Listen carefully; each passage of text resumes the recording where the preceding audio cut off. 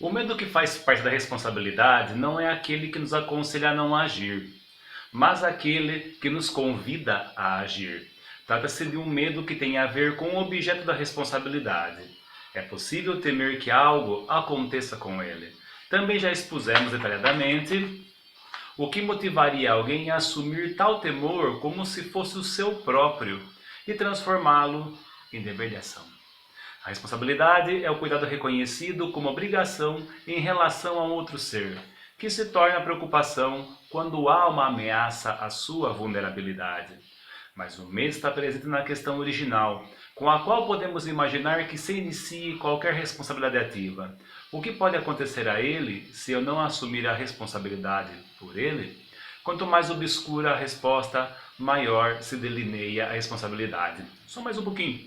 Quanto mais no futuro longínquo situa-se aquilo que teme, quanto mais distante do nosso bem-estar ou mal-estar, quanto menos familiar for o seu gênero, mais necessitam ser diligentemente mobilizadas a lucidez da imaginação e a sensibilidade dos sentidos. Han Jonas, o princípio responsabilidade, ensaio de uma ética para a civilização tecnológica.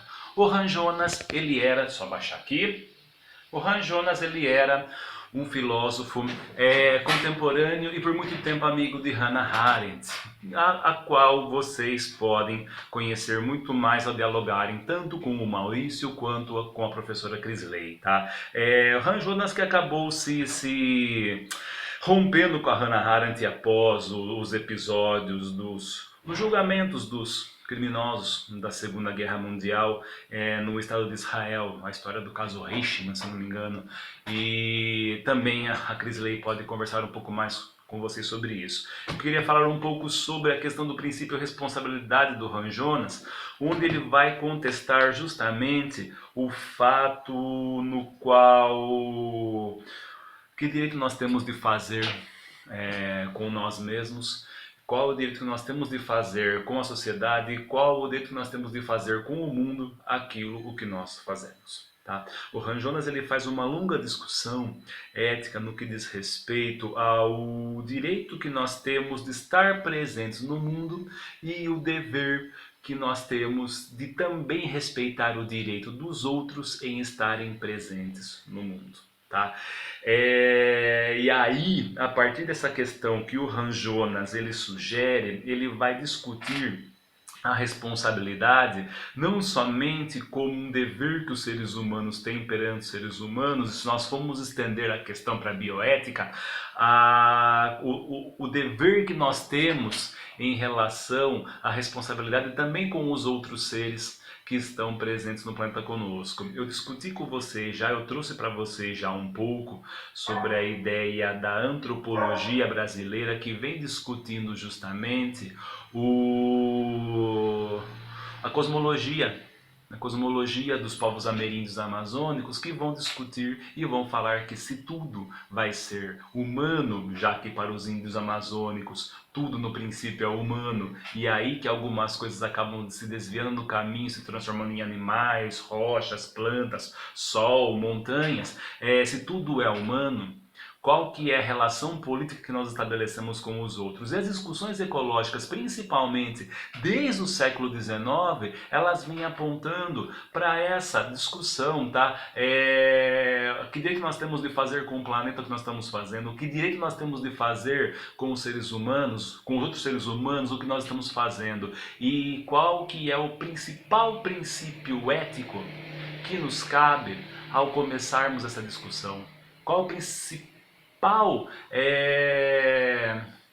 qual o principal ponto ético que nós temos que pensar ao nós falarmos em responsabilidade e consequentemente ética? É o direito do outro ao outro, é o direito do outro também ao mundo, é o direito do outro também à presença ao estar nesse mundo. Tudo bem? Olhe como é justamente a questão ética, olha para onde vai justamente a questão ética e para onde que vocês têm que começar a observar o trabalho de vocês no que diz respeito àquilo que vocês devem ou não fazer, que vocês podem ou não fazer e o que será consequência em relação aos outros aquilo que vocês estão fazendo hoje com suas pesquisas, tá? Boa tarde ou bom dia a todos, tá? São 11h43 nos meus relógios aqui. Eu pretendo terminar esses vídeos rápido hoje. Pretendo fazer uma sequência lógica, tá? Não estar assim nos primeiros vídeos e depois assim nos segundos vídeos, tá? Porque agora eu estou com dois aparelhos arrumados, consertadinhos, bonitinhos. Então eu faço 2 vídeos em um e 2 vídeos em outro e mando tudo de uma vez e fico em todos com a mesma cara. Essa cara lavada que está minha agora, tá? Eu precisei aparar um pouco a minha cara, mas depois eu volto a ter a barba de Papai Noel, ou melhor, a barba de Bakunin, ou a barba de Marx, que eu sempre tenho, tá?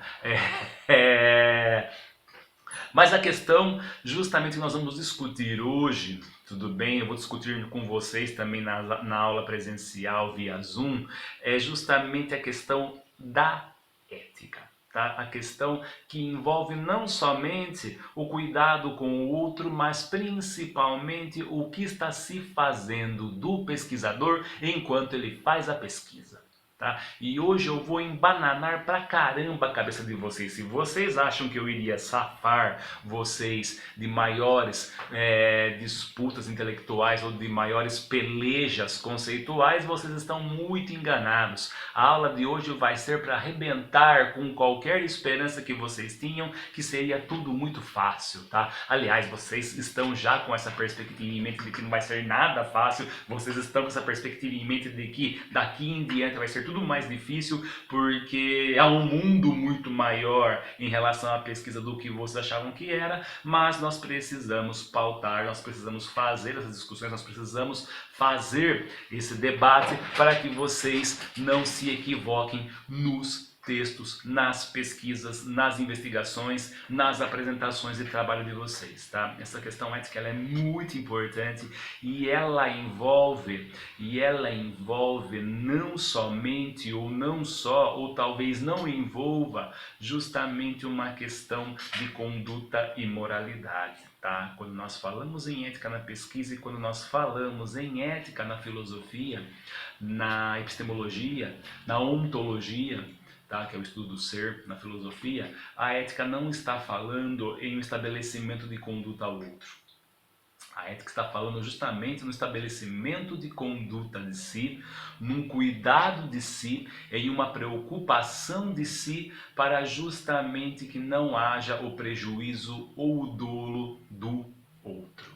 Tudo bem? É essa a questão. E sim, vai envolver a conduta de si, sim, vai envolver a moral de si, sim, vai envolver as práticas de si. Sem dúvida, tá? Mas não é um exercício de estabelecimento condutivo, moralizante de massas, tá? Nem de longe a ética na filosofia ou mesmo a ética como prática de pesquisa, ela está preocupada com a condução de rebanhos, não está preocupada com a condição de práticas laborais em espaços corporativos. Eu particularmente acho a questão da ética no trabalho muito equivocada, porque não há ética no trabalho, e sim há uma questão de estabelecimento de condutas no trabalho que nem sempre são condutas que estão muito ligadas à ética, tá? Mas é uma discussão que a gente pode deixar mais adiante aí, ou no decorrer do texto também eu vou conversando com vocês. Mas a questão da ética é justamente uma questão que vai envolver o que vocês precisam fazer, o que vocês podem fazer e o que vocês têm que ter cuidado ao fazer, tá? Como pesquisadores, como sujeitos da pesquisa, talvez até como objetos da pesquisa, tá? Como sujeitos da pesquisa, vocês deverão constantemente estar tendo um cuidado com o outro. Vocês como sujeitos da pesquisa, vocês deverão estar constantemente sendo responsáveis por aquilo que vocês fazem com o outro e vocês deverão se preocupar com as consequências das suas práticas em relação ao outro. Tá?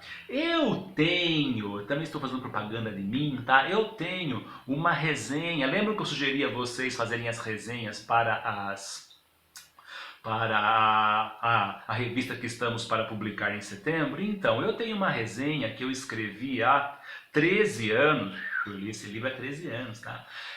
Na revista Questio da Uniso, Procura lá Rodrigo Barque, Han Jonas, vocês já acham. Ou Rodrigo Barque, ou O Princípio da Responsabilidade, vocês vão achar uma resenha crítica que eu fiz desse livro do Han Jonas, tá? Essa resenha vai servir pra caramba. Pô, Rodrigo, você vai falar dessa resenha agora que a gente já entregou a resenha do Boa Aventura? Sim! Tá? A do Boa Aventura era só um exercício. Agora, se vocês quiserem publicar resenhas, vocês podem estar publicando essas resenhas e podem utilizar da resenha que eu fiz do livro do Boa Aventura de Souza Santos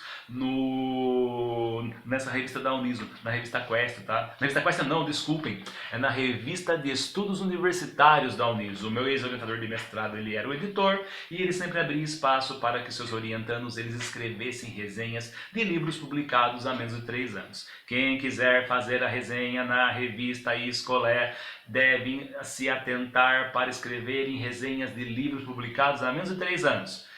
17, 18, 19, tá? Pode ser 2020? Pode. 17 para 2020. Quem quiser publicar ano que vem, a partir de 2018. Tá? Então, e nessa resenha, eu logicamente estou fazendo um apanhadão do livro. São 5 páginas que eu escrevi. Faço um apanhadão do livro que pode permitir a vocês ter um pouco de noção daquilo que o Han Jonas ele está sugerindo como uma ética para a civilização tecnológica, tá? Uma das principais discussões que o Han Jonas faz é que justamente nós não estamos tão avançados eticamente na preocupação de nós mesmos em relação conosco, em relação com o outro, como estamos avançados em relação à produção de artefatos tecnológicos, de aparatos tecnológicos, de quinquilharias tecnológicas. Não à toa nós estamos tão envolvidos com a utilização das redes sociais na proliferação de mentiras, na proliferação de notícias falsas, na proliferação de fake news. Tudo bem? Essa é uma das questões que o Han Jonas vai discutir, principalmente no que diz respeito ao cuidado com o outro. Como que você é capaz de proliferar fake news sem ter a total noção da consequência que essas fake news irão fazer com o outro? Nós temos uma crise da pandemia aí que já matou, já assassinou 20 mil pessoas, em grande parte por causa de fake news que são proliferadas nas redes sociais e até em alguns canais midiáticos e até em alguns jornais de grande circulação entre alguns setores da sociedade. Então, é aí que nós precisamos ter o cuidado necessário com a produção ética de nossa pesquisa. Nós temos que ter o cuidado ético necessário na produção da narrativa, na produção de dados, na produção de informações, na análise desses dados e dessas informações em nossa pesquisa. Meus caros e minhas caras, vocês têm uma responsabilidade muito grande a partir desse momento, que é justamente de serem comprometidos com a verdade, tá? Qual que é a verdade? A verdade que vocês irão coletar em suas pesquisas de campo, ou nas suas pesquisas bibliográficas, ou nas suas pesquisas documentais, ou nas conversas cotidianas que vocês tiverem e estarem trazendo como dados para nós e para o mundo acadêmico em geral, vocês têm que se comprometer com a verdade. Tá? Por quê? Porque isso pode custar muito bem a vocês futuramente, pode dar a vocês uma grande repercussão positiva futuramente, ou como pode custar muito caro a vocês nas suas carreiras acadêmicas, científicas e profissionais.